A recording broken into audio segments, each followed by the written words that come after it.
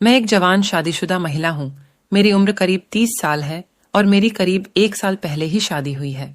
लेकिन पति विदेश चला गया, जिसके बाद मैं अपने देवर के नजदीक आ गई। सर्दी के मौसम में देवर ने पति की कमी को पूरा किया। दरअसल मेरी शादी सुकेश नाम के लड़के के साथ घर वालों ने की है, लेकिन जवानी के इस वक्त में पति मुझे छोड़कर विदेश चला गया, जिसके बाद मेरे लिए कुछ जिंदगी में रस नहीं रहा। पति भी विदेश में होने के चलते कभी कभार बात करता है।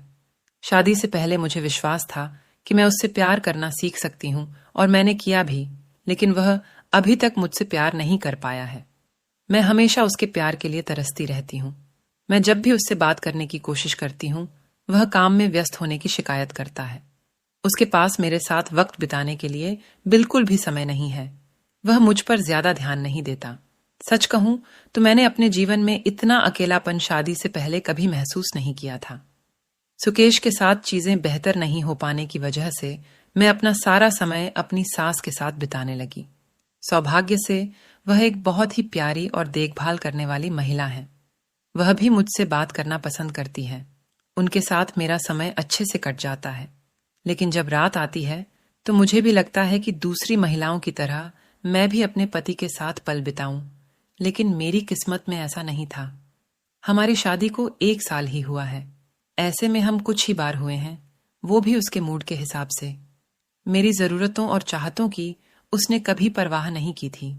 मैं अपनी शादी में बहुत ही कमजोर महसूस कर ही रही थी कि इस बीच अक्षय का छोटा भाई ऋषभ न्यूजीलैंड से अपनी नौकरी छोड़कर भारत वापस आ गया।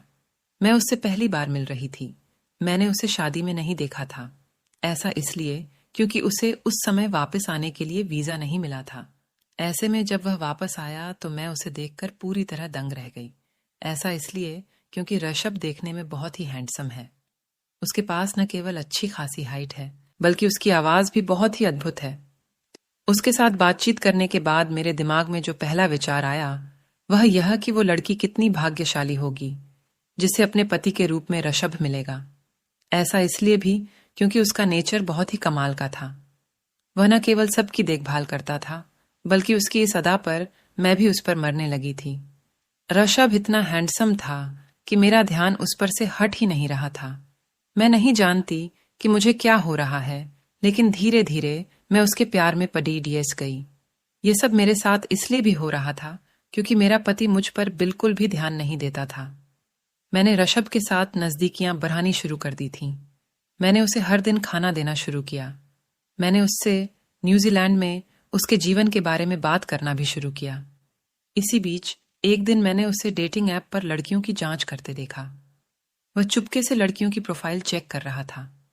मैं नहीं जानती कि मुझे एकदम से क्या हुआ, लेकिन उसी रात मैंने उसी डेटिंग ऐप को डाउनलोड किया जिसका इस्तेमाल ऋषभ करता था और अपनी एक नकली प्रोफाइल बनाई। मैंने सूर्यास्त की ओर फेस करते हुए अपनी एक बहुत ही सुंदर तस्वीर लगाई ताकि वह मेरा चेहरा न देख सके।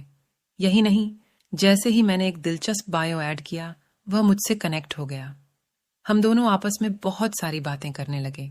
मैं धीरे धीरे उसके सभी सीक्रेट्स पता लगाने स्टार्ट कर दिए कि उसे क्या पसंद है, कैसी लड़कियां पसंद है, उसका किन चीजों में इंटरेस्ट है। और लगभग 1 महीने इसी तरीके से बात करते करते ऋषभ ने मुझे बोला कि मुझे आपसे मिलना है, और ये बात सुनकर मुझे थोड़ा सा सदमा लगा। लेकिन मैंने सोचा कि अब मुझे उसे सब कुछ बता देना चाहिए, तभी सब कुछ सही रहेगा। और एक दिन खाना खाने के बाद हम दोनों छत पर बातें करने के लिए गए और मैंने उसे सब कुछ बता दिया। उसे शुरू में काफी बुरा लगा कि भाभी, आपको मेरे साथ ऐसा नहीं करना चाहिए था, लेकिन मैंने उसे बोला कि मैं तुम्हें काफी ज्यादा पसंद करती हूँ और तुम्हारे भैया यहाँ पर नहीं रहते और मैं काफी ज्यादा अकेली थी, तो इसलिए मैं तुम्हें डायरेक्ट नहीं कह पाई। इसलिए मैंने तुम्हें उसे डेटिंग ऐप के थ्रू पहले तुम्हारे बारे में जाना, उसके बाद मैं तुम्हें बता दिया। और यह बात सुनकर मैं भी हैरान हो गया कि मैं उसे पसंद करती हूँ, और उसके बाद धीरे धीरे हम एक दोस्त बन गए। लेकिन मैं चाहती थी कि दोस्ती से बढ़कर भी आगे जाए। फिर मैंने धीरे धीरे उसके और करीब जाना स्टार्ट कर दिया।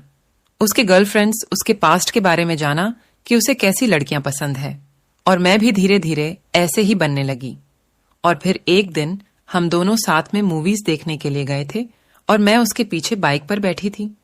तभी मुझे बाइक पर बैठे बैठे झटका लगा, तो मैंने उसे जोर से पकड़ लिया और मैं उसे उसी तरीके से पकड़कर घर आई। तभी उसके दिल में भी मेरे लिए जगह बन गई और हम दोनों जब घर में गए तो घर की लाइट भागी हुई थी और घर की लाइट भागते हुए मैं टकराकर नीचे गिर गई और मेरे पैर में चोट लग गई। तभी मुझे काफी दर्द होता और रशब मुझे उठने में मदद कर रहा था, लेकिन मेरे पैर में ज्यादा चोट लग चुकी थी जिससे मुझसे चल नहीं पा रही थी। तो मैं रशब को बोला कि तुम मुझे गोद में उठाकर लेकर चलो। फिर ऐसा मुझे उठकर मेरे कमरे तक ले गया और मेरे पैर पर चोट लग गई थी। रशब ने बोला, चलो डॉक्टर के पास चलते हैं, लेकिन मैंने बोला कि काफी ज्यादा रात हो चुकी है, अभी डॉक्टर नहीं मिलेंगे। तो रशब ने अपने रूम से दवाई लाकर मेरे पैर पर मालिश करने स्टार्ट कर दी और मालिश करते करते हम दोनों काफी करीब आ गए थे और हम दोनों स्टार्ट हो गए थे।